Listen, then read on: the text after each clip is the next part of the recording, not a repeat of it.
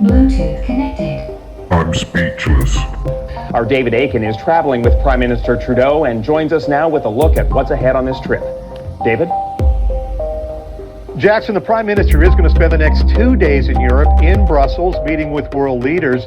Tomorrow, Wednesday, he's going to speak to the European Parliament, and that's a rare honor for a Canadian Prime Minister. Please spare us your presence. Thank you. Should not be allowed to speak in this house at all. Mr. Trudeau, you are a disgrace. Stronger together. Mr. Trudeau, you are a disgrace. We saw anti-vaccine and anti-government protests devolve into illegal occupations of our communities and blockades of our borders.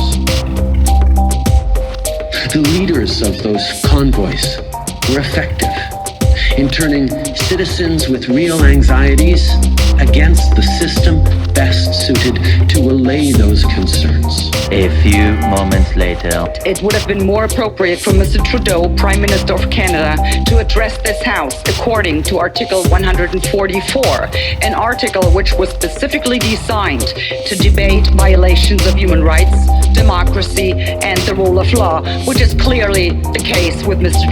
Trudeau.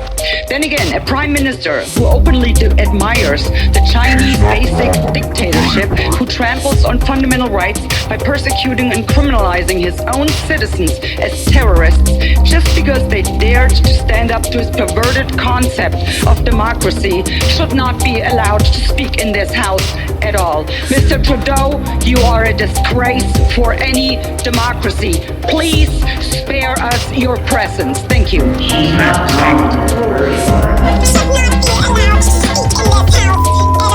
Mr. Trudeau. Should not be allowed to speak in House at all. Mr. Trudeau, you are a disgrace for any democracy. Putin thought democracy was weak. He saw our disagreements and debates as weakness. But what he has never understood is that the rigors of debate, that forceful civic engagement, is what makes us strong. And that democracy, at its best, will always be stronger than authoritarianism. Right now, the European Parliament is seized with the issue of food security. Russia and Ukraine are two of the world's biggest food producers and food exporters. And if Ukraine farmers can't put their crops in the ground this spring, that has all sorts of implications for food security, not just in Europe, but also in African countries and elsewhere in the world. So a lot of people may look to Canada to help. Canada can be a breadbasket to the world. Good. And he is seeing it backfire. NATO and the EU are now more resolved and united than ever.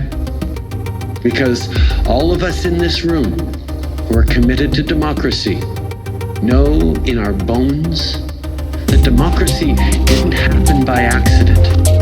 And it will not continue without deliberate